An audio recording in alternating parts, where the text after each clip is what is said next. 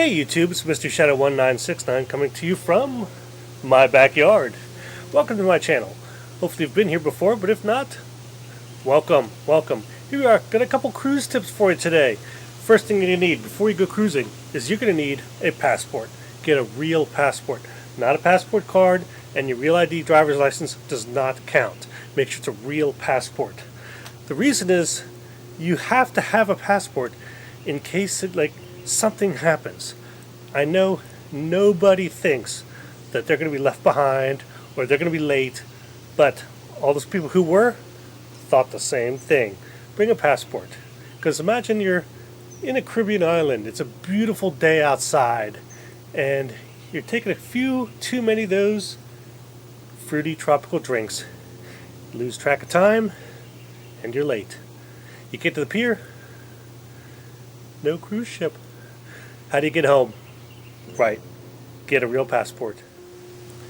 Another thing you'd want to get is your COVID vaccination. This is really important. Let's save the world. Let's get back to cruising, get vaccinated. Another advantage of having the vaccine is that there's a lot of things that are beyond the cruise ship that'll be vaccinated guests only. And you want to be part of that. Plus, if you're not vaccinated, the cruise line will probably make you pay for an expensive COVID test. So, get vaccinated. Another thing you want to do is attach a credit card to your online statement, your online account. This will make things a lot easier whenever you're going to the bar, the spa, or anything. Just swipe that card, the cruise card, not your credit card. Also, the last day of your cruise, you can take care of all your expenses because it's automatically done by your credit card. This will avoid those super long lines the very last day of your cruise. And let me tell you, those lines do not move quickly. Here's another quick tip for you. Duct tape. You don't have to use a whole roll of duct tape. I use this. This is just a simple, small, this is about maybe 10 feet of duct tape. That's a little bit more than 3 meters. And this is all it takes, because you never know what you need duct tape for. What if you have a broken piece of luggage? Or you find out that halfway through your cruise that your toothpaste tube is ruptured, or your shampoo is leaking, or your lotion. Duct tape. It can fix everything. Really, duct tape. Here's another tip for you. Pack your swimwear in your carry-on, not your checked baggage. Why is this? Because this way you can enjoy those pools on the very first day. Because your checked baggage may not show up to your room till after dinner. And imagine enjoying that pool on the very first day. And no one else knows about this trick, but you do, because you watched this video. An uncrowded pool the first day on a cruise ship. What a great way to spend the day. Oh, yeah. Don't bring an iron, don't bring a steamer, nothing like that. They're not allowed, because fire is one of the most dangerous things on a ship, any ship. Because if a fire breaks out, where are you going to go? So don't bring a steamer, don't bring an iron, because those things are no-nos. They'll be confiscated, and you end up going to the naughty room. Yeah, they'll give them back to you the very last day of the cruise, but yeah, why mess with the hassle? And if you're worried about being wrinkled, I have another video about that. How to remove wrinkles from your garments without an iron or steamer. Go watch that video now. Alright, hand sanitizer. Hand sanitizer is everywhere. Every public access on the ship will have it. When you go into the theater, when you go to a restaurant, go anywhere, there'll be hand sanitizer. But some people find that the hand sanitizer is a little bit too rough. It's too strong. You can bring your own. Bring your own because you have maybe sensitive skin, or just because it smells better. And really, it will. Also, bring some disinfecting wipes. Disinfecting wipes would be great for wiping down, high-touch areas. Doorknobs, handles, and especially that stateroom TV remote control. Yeah, you'll be glad you brought some disinfecting wipes. Everybody likes taking pictures on their cruise. Some people use their phones, some people use their cameras, some people have those flying cameras, aerial cameras, drones. Now, if you bring your drone on the ship, remember, you cannot fly the drone on the ship. You cannot fly it on or around the port. But each country's laws are different. Not rules, laws. And you need to know this because you're flying, you're responsible, you need to know. And in some cases, in some countries, flying a drone is illegal and an imprisonable offense. So know your laws before you fly. It's always nice to know that. Stay out of trouble. Enjoy your vacation. Enjoy your vacation on board the ship, not in prison. Yeah, that's a big tip. Another big tip I have for you are Zippy Bags. I like to use Zippy Bags for everything. People like to use like packing cubes. I like Zippy Bags. Zippy Bags are great. Like if you put like your shampoo, your lotions, things like that, put them all in a Zippy Bag, because nothing can ruin your vacation more than opening up your checked luggage to find out that your shampoo has exploded in your bag. Be glad you had a Zippy Bag. Another advantage is, let's say you're going on a beach excursion. You're going to the beach.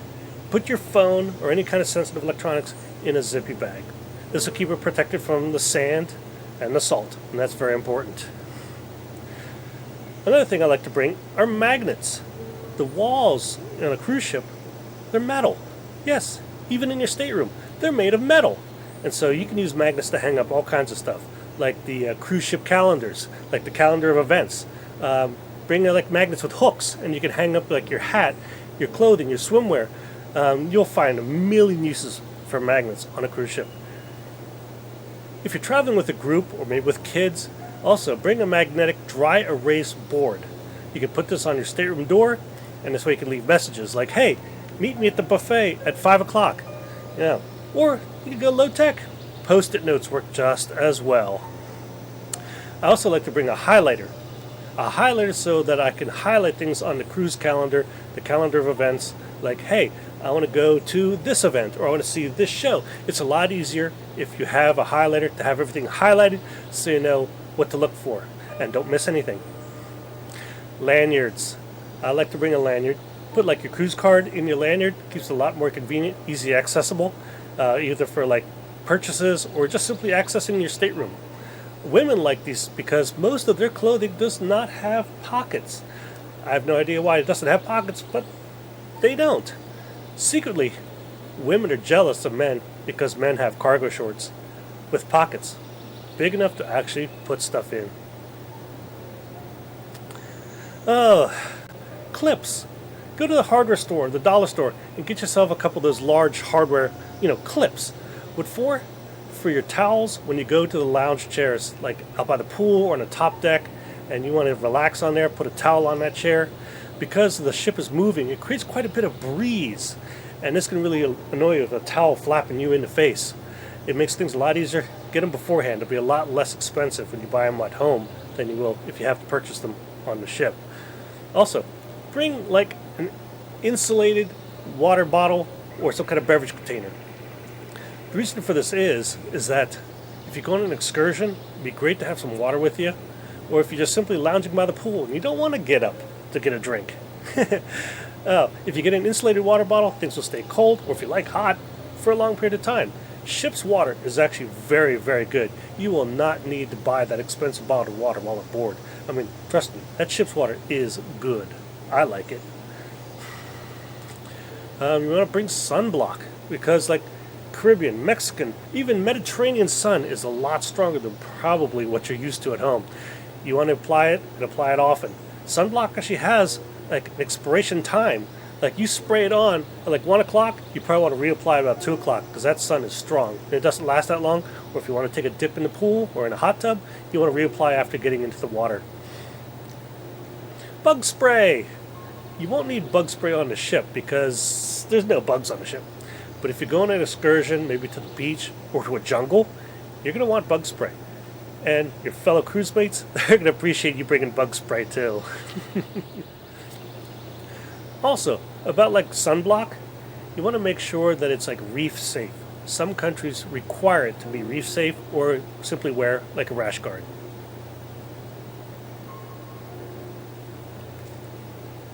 You also want to bring a first aid kit.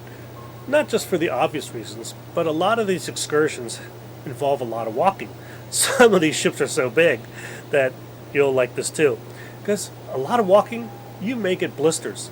And a simple like Curate strip can make a difference in keeping that blister away from that shoe, causing that blister in the first place. So bring a first aid kit. Just a simple small first aid kit. Don't forget your medication. Like your prescription medication, obviously. But you may want to bring like some pain relievers, some vitamins, maybe even seasickness pills.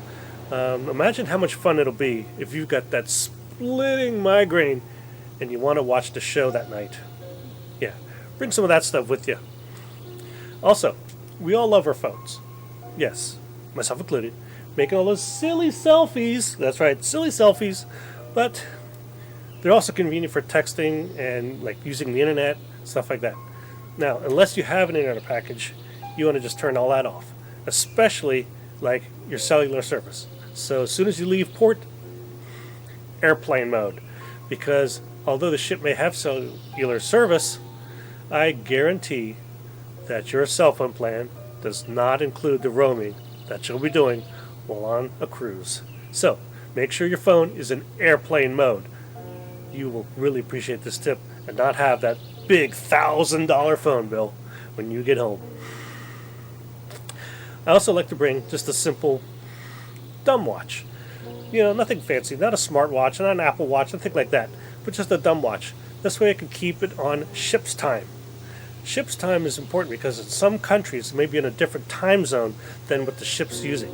So when the ship says be on board at 5 o'clock, you want to make sure that's 5 o'clock ship time and maybe not 5 o'clock in that country's time. That country at ship's time, 5 o'clock, might be 4 o'clock, and all of a sudden you're an hour late.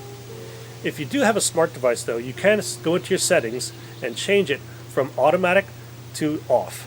So change your time automatically set to off, and you can be safe that way as well.